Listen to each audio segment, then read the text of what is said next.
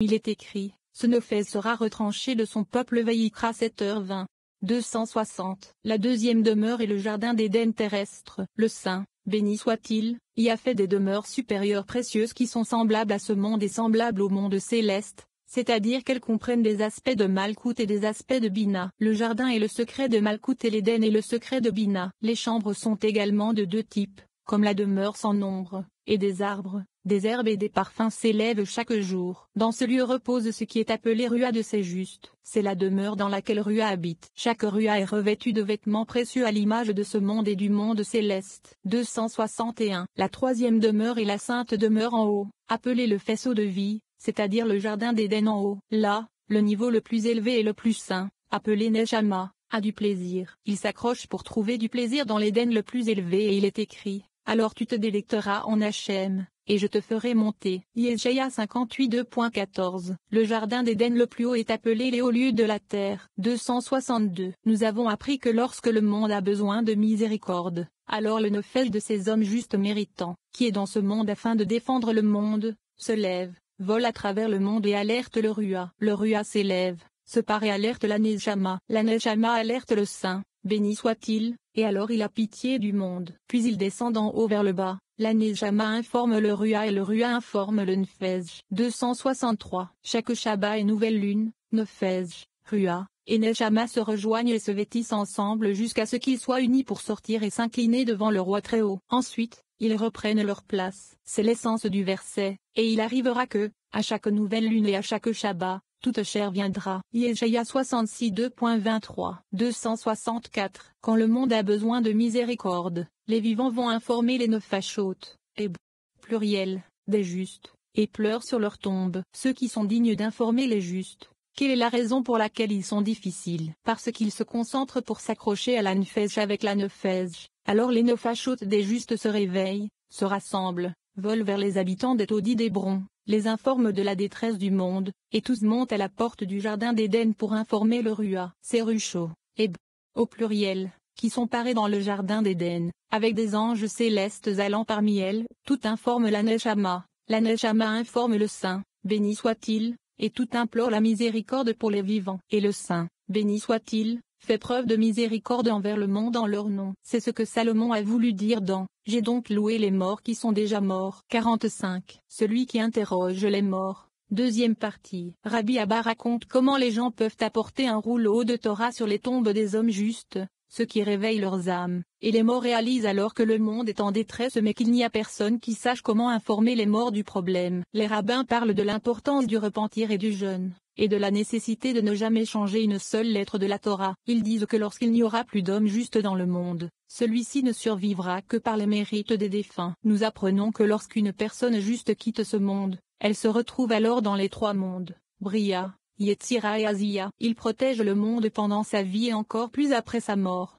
265. Rabbi Shia a dit, je me demande si, à part nous, quelqu'un sait comment notifier le défunt. Rabbi Abba répondit, la douleur que les gens endurent, les informe. La Torah les informe. Au moment où personne n'a de connaissance, à savoir comment alerter les âmes des hommes justes, ils sortent un rouleau de Torah près des tombes et les âmes sont réveillées se demandant pour quelle raison la Torah semble exilée à cet endroit. Alors l'ange Duma les informe. 266. Rabbi Yossi dit, ils se rendent compte que le monde est en détresse, et que les vivants ne sont pas dignes de les informer et ne savent pas comment le faire. À ce moment précis, tout le monde pleure la Torah. Nous avons échoué et la Torah a été exilée en ce lieu. Si les gens reviennent avec repentance et pleurent d'un cœur entier, ils reviennent alors vers le Saint, béni soit-il. Tous se rassemblent et demandent la miséricorde, et informent les habitants de Hébron, et entrent et informent le Rua dans le jardin d'Éden, comme nous l'avons mentionné. 267. S'ils ne se repentent pas de tout leur cœur, en implorant et en criant pour la détresse du monde, malheur à eux, car ils se sont assemblés pour rien. Ils disent, qui a fait exiler la sainte Torah à cause d'eux qui n'ont pas fait de repentance. Puis ils viennent énumérer leurs péchés. Par conséquent, personne ne doit s'y rendre sans se repentir ou sans jeûner pour demander des requêtes. Rabbi Abba a dit, passant 3 jeûnes. Rabbi Yossi dit, même un seul jeûne suffit, mais il doit avoir lieu le même jour, tant que les multitudes sont assises dans une grande détresse. Alors ils se réuniraient, signifiant Nefej, Rua et Neshama, demandant la miséricorde sur le monde. 268. Nous avons appris que Rabbi Yehuda a dit, un jour, Rabbi Chizokia et Rabbi Elza marchaient le long de la route et ils ont rencontré un endroit appelé Gushalav. Il était dans un état de destruction. Ils s'assirent à côté du cimetière. Rabbi Elza avait en sa possession une partie d'un rouleau déchiré de la Torah. C'est-à-dire qu'il avait dans sa main une partie d'un rouleau déchiré de la Torah avec une colonne à l'intérieur. Pendant qu'ils étaient assis, une tombe tremblait devant eux, et criait, « Malheur, malheur, le monde est en détresse car la Torah a été exilée ici. » Ou peut-être que les vivants sont venus pour se moquer et nous faire honte avec leur Torah. Rabbi Chizokia et Rabbi Elza ont frémi. 269. Rabbi Chizokia dit à la tombe, « Qui es-tu » Il répondit, « Je suis mort, je n'ai été réveillé que pour l'amour du rouleau de la Torah. » Un jour, le monde était en détresse et les vivants sont venus ici avec un rouleau de la Torah pour nous réveiller. Mes associés et moi nous sommes précipités chez les habitants d'Hébron et, lorsqu'ils ont rejoint les esprits des justes dans le jardin d'Éden, il s'est avéré que le rouleau de la Torah que les vivants nous avaient apporté était impropre. Ils ont menti au nom du roi, parce qu'un vav supplémentaire a été trouvé dans la Torah dans le verset, tout ce qui se sépare du sabot et qui est fendu Vayikra 11:2.3, qui s'était écrit avec un vav redondant. Ils ont dit qu'étant donné qu'ils avaient menti au nom du roi, car la Torah est le nom du roi, il ne reviendrait pas vers eux pour leur faire savoir si leur prière avait été acceptée. Ils m'ont ensuite renvoyé de la yeshiva, ainsi que mes associés. 270, jusqu'à ce qu'un homme âgé qui se trouvait parmi eux aille apporter le rouleau de Torah de Rahav Amnun à Saba, l'aîné. Alors le fils de Rabbi Shimon, Rabbi Elazar, qui a été enterré avec nous,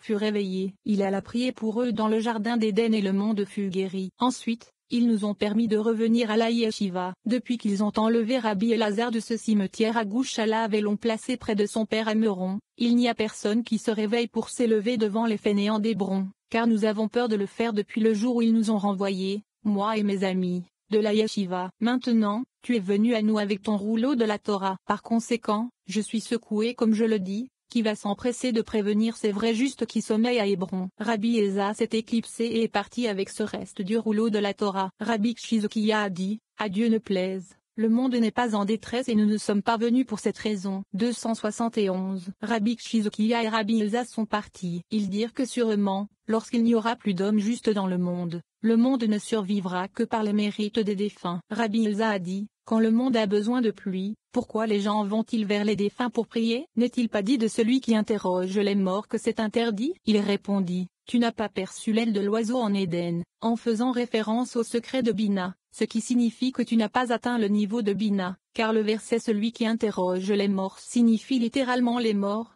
désignant les méchants du monde des nations idolâtres qui sont toujours morts, comme les méchants, même pendant leur vie, sont appelés morts. Mais au sujet d'Israël, qui sont vraiment justes, Salomon a dit, j'ai donc loué les morts qui sont déjà morts. Qoélé 4:2.2, ceux qui sont déjà morts à un moment différent, signifiant qu'ils se sont donnés pour la Torah, mais pas cette fois-ci. Ils sont déjà morts, et maintenant ils sont vivants. 272. De plus, lorsque les autres nations viennent devant leurs défunts, elles viennent avec de la sorcellerie pour réveiller des sortes d'êtres maléfiques. Lorsque les Israéliens se rendent auprès de leurs défunts, ils viennent en grand repentir devant le Saint, béni soit-il, le cœur brisé en jeûnant. Tout cela est fait pour que les âmes saintes demandent la miséricorde pour elles devant le Saint, béni soit-il. Et le Saint, béni soit-il, fait preuve de miséricorde envers le monde en leur faveur. 273. Par conséquent, nous avons appris que le juste n'est pas parti ou perdu de tous les mondes, même lorsqu'il a quitté ce monde. Il se trouve dans tous les mondes, même plus que pendant sa vie, car il n'était situé que dans ce monde pendant sa vie. Après, il est dans 3 mondes, nommés Bria, Yetzira et Azia, et il est dans tous, comme il est écrit, c'est pourquoi les vierges, Alamo, Thème Sheracherim 2.3. Ne prononcez pas Alamo mais Olamo, lit. Monde, béni soit leur part. 274. Nous avons appris qu'il est écrit, mais l'âme, Nefesh, de mon maître sera liée par le lien de la vie. Samuel 25 2.29.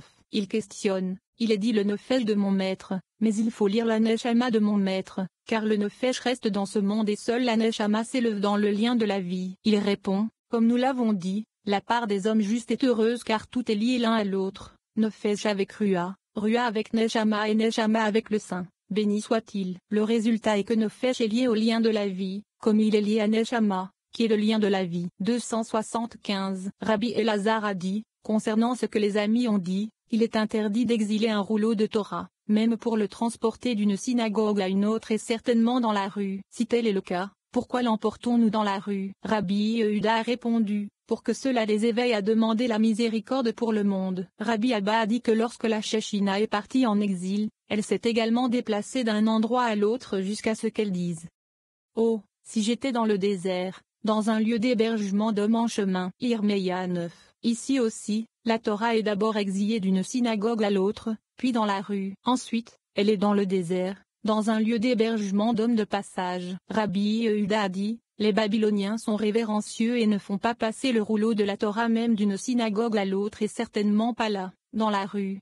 276. Nous avons appris que Rabbi Shimon a dit aux amis, de mon temps, il n'y aura pas besoin pour l'humanité de faire cela, de sortir un rouleau de Torah dans la rue. Rabbi Ozi lui a dit, les justes protègent le monde pendant leur vie et encore plus après leur mort, comme il est écrit, car je défendrai cette ville pour la sauver pour mon propre compte et pour le compte de David, mon serviteur. Ésaïe 37 2.35. Pourtant, du vivant de David, cela n'a pas été exprimé. Rabbi Yehuda a dit, pourquoi ce verset est-il différent, en disant, pour mon propre intérêt et pour l'intérêt de David mon serviteur, donnant aux deux une importance égale? Il répond, la raison est que David a mérité d'être joint au saint chariot des patriarches, comme il est le quatrième pour eux, le secret de Malkout. Pour cette raison, tout est un. Il est béni pour les siècles des siècles. 46. Tamar. Rabbi Tchak dit que le saint nom est à la fois caché et révélé, que la Torah est à la fois cachée et révélée, et que chaque verset et portion de la Torah est à la fois cachée et révélée.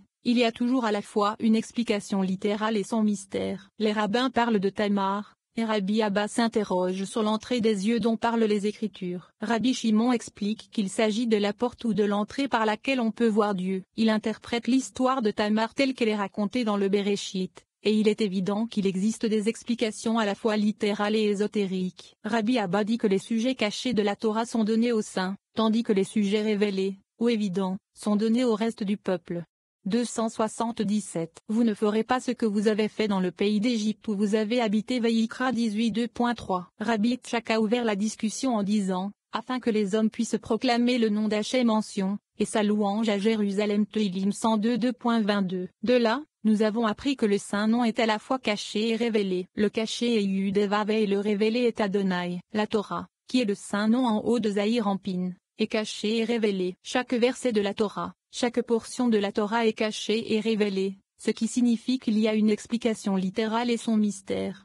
278. Nous avons appris que Rabbi Yehuda a dit, de l'audace d'une femme juste, beaucoup de bonnes choses sont arrivées dans le monde. Il s'agit de Tamar, comme il est écrit, elle s'assit à l'entrée de Hanéim, littéralement Yeux, Béréchit 38 2.14. Rabbi Abba a dit, cette partie nous prouve que la Torah est à la fois cachée et révélée, et qu'elle contient des choses révélées et cachées. J'ai parcouru toute la Torah et je n'ai trouvé nulle part un endroit appelé l'entrée des yeux. C'est parce que tout est caché, des mystères parmi les mystères. 279. Nous avons appris, qu'est-ce que cette femme pieuse a contemplé pour faire une telle chose? Il répond, elle a compris, en étant dans la maison de son beau-père, les voies du Saint, béni soit-il, à savoir comment il conduit ce monde avec ses êtres humains. Parce qu'elle le savait, le Saint, béni soit-il, a fait en sorte que cette affaire se produise à travers elle. Cette affaire va dans le même sens, comme nous l'avons appris. Bathsheba a été désignée pour David dès les 6 jours de la création pour être la mère du roi Salomon. Ici aussi, Tamar a été désignée pour cela dès la création du monde. 280. Et s'assit à l'entrée d'Hanéim. Il questionne, qu'est-ce que l'entrée d'Hanéim? Il répond, c'est comme il est dit, comme il était assis à la porte de la tente. Béréchit 18, Hachem passera par la porte Shemo 12h23, et, ouvrez-moi les portes de la justice. Teilim 118 2.19. Hanéim, Lit. Yeux, les yeux du monde entier regardent cette porte qui est sur le chemin de Timna. Béréchit 38 2.14. Qu'est-ce que Timna? Le verset dit, et la ressemblance, et Muna, d'Hachem. Il la regarde. Bemidbar 12 2.8.